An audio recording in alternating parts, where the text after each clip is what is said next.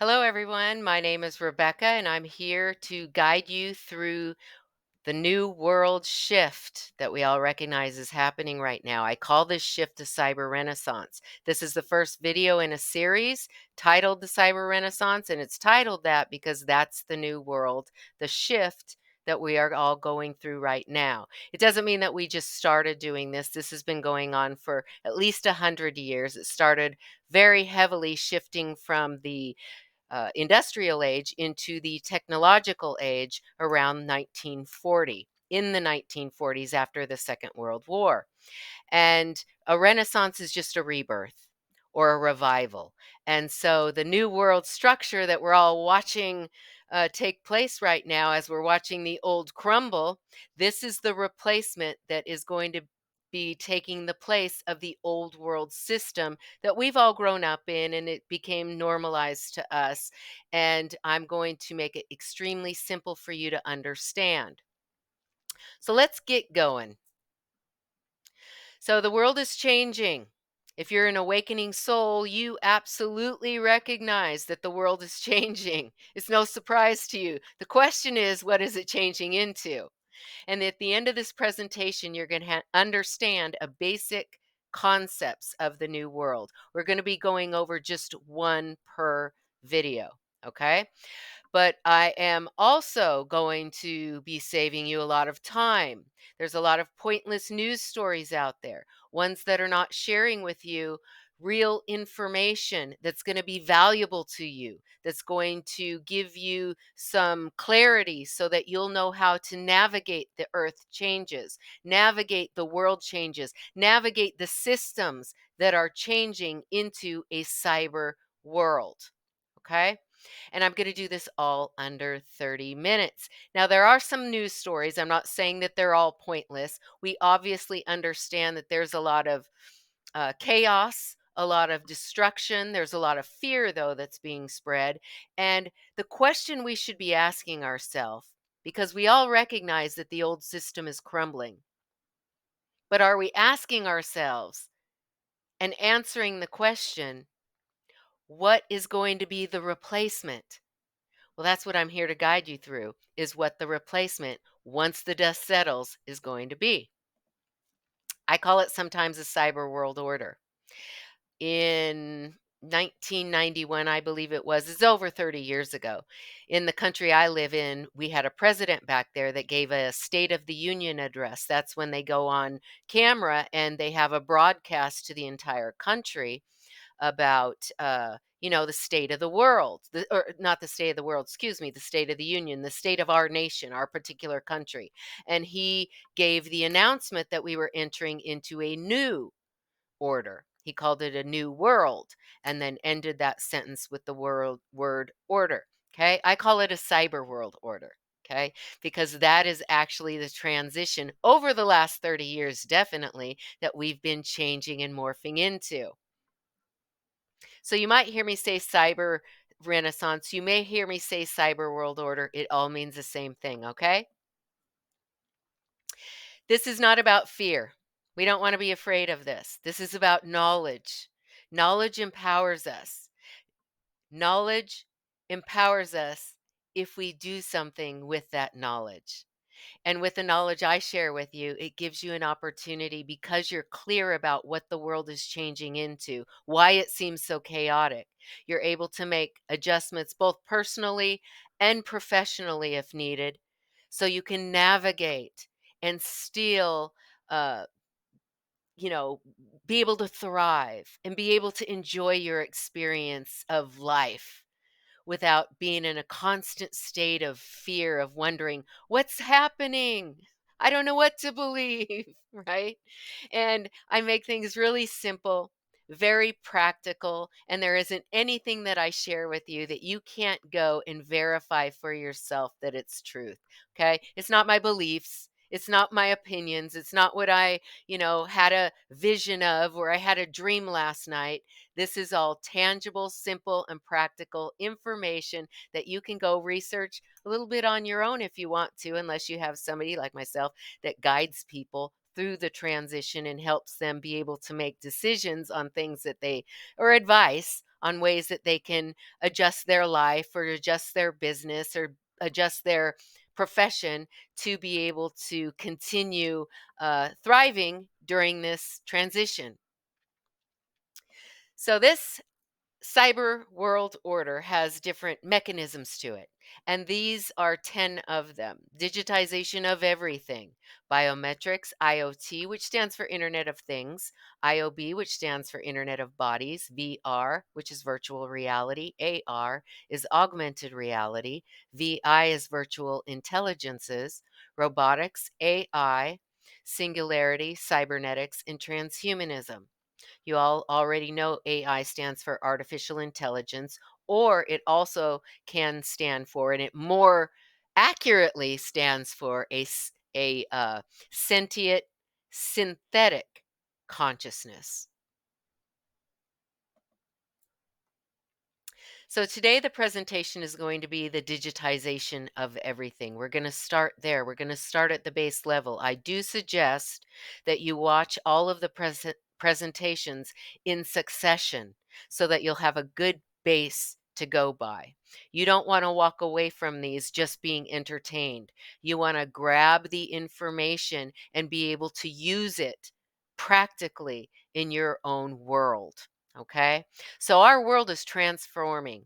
It's transforming into a complete digital twin of what was real. And this has started lot of decades ago, guys. It started out, we used to sit around campfires and tell stories or read books. We used to have to use our imagination. Remember the imagination when you read a book, how you have to think about the characters. What do they look like? What do they wear? What does their voice sound like? What does a set look like? And then we got into radios, and that took a little bit of our imagination away. We no longer have to wonder what the voices sound like. And then we got televisions. We no longer have to wonder what the set looks like, what the people look like, what the characters dress like. This has all been part of the transformation into where we are today, into the cyber renaissance, and where this is going to be leading us tomorrow, next month, next year, and 5 years from now. Today, you have a lot of smart products. These are all connected with Internet of Things, but we're not getting into that topic today. But as a demonstration how quickly things have changed, how many people have smartphones, smart televisions, smart refrigerators with televisions in them, televisions in their bathrooms, televisions in 2, 3, 4 rooms of their house, or a complete room, a theater room designated for nothing but television. You have your smartphone that you can turn on your lights before you get home, unlock your doors. If you forget to lock them, you can lock them when you're out to dinner from your phone. You have smart meters. You have smart cars, smart dishwashers, smart washers, smart dryers, smart earbuds, smart, rings, smart watches. It's completely shifted into a digital world right before our eyes, and we weren't paying attention, and then ta-da, here we are. This happened with education as well. I remember sitting in a classroom where you'd have books and teachers and paper, and you'd learn whatever you were supposed to memorize and then take a test with a number 2 pencil. And that slowly started to shift during my time in school. We started to have, I didn't have computers yet, but we did have electric typewriters. I'm so grateful for a typing class because it's one of the things I learned in school that actually has helped me out today in my life that I still benefit from. But computers started to become commonplace in schools, whereas today we learn things in digital form. We have digital classrooms, whether it's something like this. This presentation is all being done on a digital platform, and it's just morphed into that. It's just part of the transformation of the cyber renaissance, and it's going into the virtual space where schools and classrooms, courtrooms, all kinds of businesses and industries are going into the virtual space. It's going to be very normalized here in a very short while, and the younger generations, it's completely normal to them. They don't know a world without technology. They don't know the world that I knew, where we would have friends face to face. And I'm not saying they don't have friends to face, but uh, digital friends. You get on a social media app and you have all these friends that you don't even know. They're digital friends. Well, to the younger generations, this is normal. They don't know a world without social media. They don't know the world like I knew, where we were trying to hide our business, not post it on a social media app and share it with the world, right? But that's become normalized in this cyber renaissance world. People live their entire lives behind a screen, and it's become normalized. The younger generation, like I said, they don't know a world without it. To them, it would seem absolutely normal and probably pretty boring to live the kind of world that I lived, growing up in previous decades. And coming up, they're not going to know a world without virtual reality. Their world is going to be more and more put into a virtual existence. It's just going to be normalized. It's going to seem normal. Okay. Now, about 20 years ago, I remember when my kids wanted this game, Tamagotchi. Now, see, back when I was coming up, we used to have to, I think we had an Atari at home and would play Pong. I didn't play it much. I was never into technology. And but we would have to go to the arcades to play video games. I really wasn't into that too much, but still, that's what we had to do. And then they came into the home. And about 20 years ago, I remember my kids wanted this little handheld digital game called a Tamagotchi. And then they got into these things called Game Boys. And then they got the Xboxes and they got all the video games. But that was slowly progressing, and me participating in building this new world structure, this cyber world order, or this digital cyber renaissance. Innocently, there wasn't anything, you know, uh, bad about it. Technology is not the devil, but I didn't realize at the time, because I didn't see it back then the way I see it today, that it was just slowly getting us accustomed to, dependent on, addicted to, and technology just being part of our everyday life, where most people couldn't do business without technology, couldn't run their business without technology, would be completely bored if their electricity went out and they weren't able to get on their phone or their laptop or watch television, right? We've become dependent on it, all by design. It's having an effect on every industry, even the music industry. Now, this was a time when people had to sing. There was no auto tune. They had to know how to play an instrument. They had to really know their craft and be good at it. Now, if you don't know who this is on the screen, you're not my people. I'm just kind of kidding. Kinda. Maybe a little bit. But this is the days when music was music. And Freddie Mercury made a statement about this, and he was spot on. He said, "We are in a golden age of music." Yes, we were.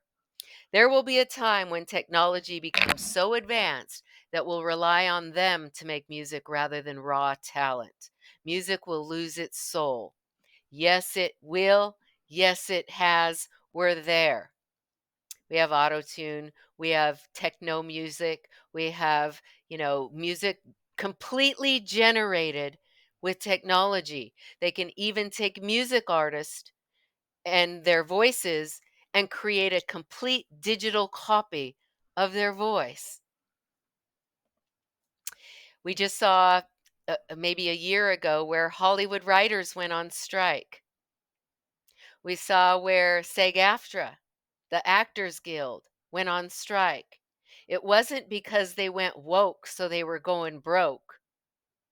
It's because technology, AI, and the cyber renaissance, the intention is to replace the human, the worker. Okay. So, again, this isn't to put you in fear. This is just telling you the truth, what the new world is morphing into.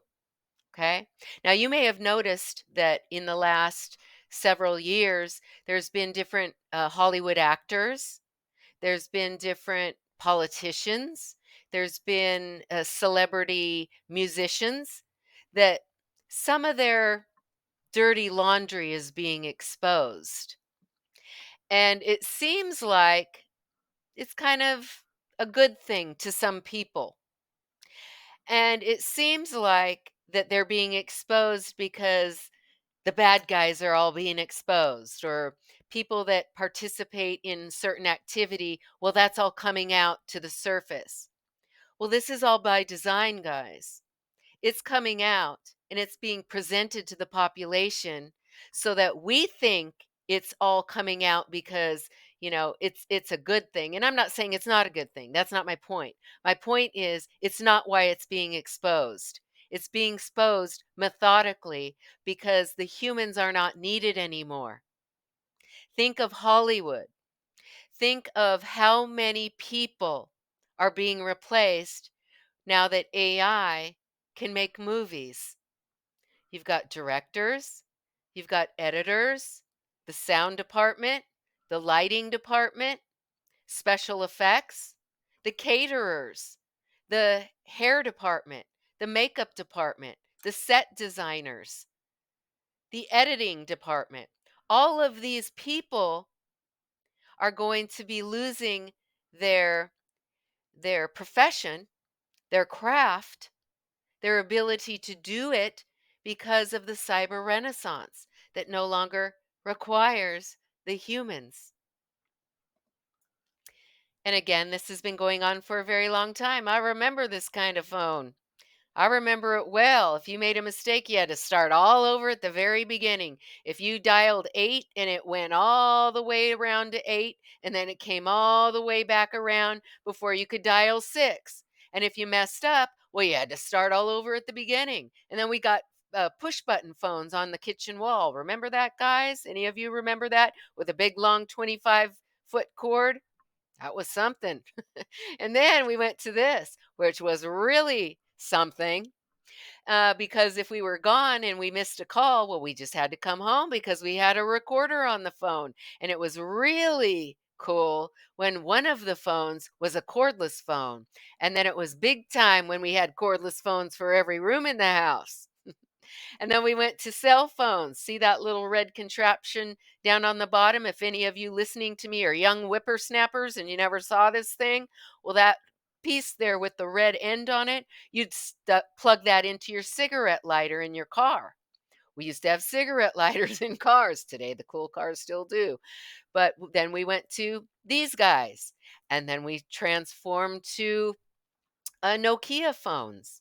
And then we went to flip phones. And then we went to Blackberries. And now everybody has a smartphone. It's all been a progression into the cyber renaissance that is the morphing, the transitioning of our world into the new world structure. And today we have people that live their entire lives behind the black screen. Right? You go to a restaurant, you see many people on their phones. You go to a shopping mall, half the people are staring down at the black screen. You go to a concert, nobody's watching the people perform on stage. They're all watching the concert through a screen while they're recording the concert. It's become normalized. It's just become part of our world. This is the cyber renaissance. This is the rebirth into the new world structure. This is why the world seems so bizarre, so crazy, so chaotic. It's why so much destruction is happening. There's a guy that made a statement now. I'm not going to butcher it intentionally, okay? His name's Buckminster Fuller. And he made a statement decades ago and said, "You do not build a new system by changing the current one. You build a new system by completely tearing down the old structure and building a new one." And that's what we're watching happening right now. We're watching the old system crumble, and it's imperative that we ask ourselves and be able to answer the question, what is going to be the replacement once it's nothing but ash? Once the old world structure is gone, what is going to be the replacement? And the replacement is the cyber world order. And it's important to understand this because this is a uh, change of the mindset, your thoughts, your feelings, your perceptions, your mind, your free will choices. Are you able to make free will choices, or is your mind being controlled? Are your thoughts being given to you? Are your beliefs being given to you? Are the way you feel, is that augmented? Is that manipulated? Therefore, your behaviors will be predictable. Are your perceptions being augmented? Your mind is important to take care of from this moment forward, if you haven't already been doing that, because this is about your mental health. There's a lot of people that possibly won't be able to mentally be able to handle these changes. Their thoughts are going to be manipulated. They already are. Their feelings are going to be manipulated. Already is happening. So their perceptions are being manipulated and their behaviors are being predicted. Their behaviors are not free will choices. They're being manipulated. We see this with data and algorithms giving you what to look at online on your social media feeds, causing you to have thoughts, feelings, so that you have a predictable behavior. It's all about control, controlling the mind. So it's important to understand these concepts, understand what changes are happening, so you do have control of your mind. Okay? So this is the end of this first presentation. You have an understanding of the Renaissance. I've saved you a lot of time. Media, media stories. Media is not talking about this. Media is telling you about all the destruction, all the chaos, all the fearful things, or telling you what to be fearful that's going on in the world. And I'm not saying that's not happening. What I am saying is that the reason it's being manufactured to happen and those problems are being manufactured is so that the solution will be accepted. And the solution is going to be the cyber world, the cyber renaissance. Okay? Now, this presentation should give you a little bit of clarity on whether or not you need to make personal or professional adjustments. At least start thinking about it now so that you'll be able to navigate through these changes successfully. Okay? It's very simple, it's very practical, it's not difficult to understand. I'm going through this at the same time as you are. Okay? I've had to learn what the changes are, what the new world is, what is happening in the world, what we're going to be left with once unfortunately, to change this new structure, there has to be some destruction. But I want to know what comes after it. What's the replacement? And so that's where I am. I hope this has helped you. I'm certain it has. Especially if you didn't know any of these, the concept of the new world and what it actually is, because there's a lot of noise on social media about what the new world is going to look like. Some people are thinking it's some age of enlightenment utopia. Some people think you get to switch a timeline or you get to ascend to another dimension. It doesn't work like that. We created this. Okay? We didn't know what we were creating, but we all are responsible for having participated in the creation of this cyber renaissance. We don't get to leave it behind for other people to deal with. It doesn't work like that. But we get to have a perception of fighting against the inevitable, or we can perceive it as a fun adventure, understand it, be clear about it so we can navigate it and enjoy the ride. And I've done all this in under 30 minutes. The next presentation will be about biometrics. And like I said, I do suggest and I advise to watch these in succession because I'm building a picture for you.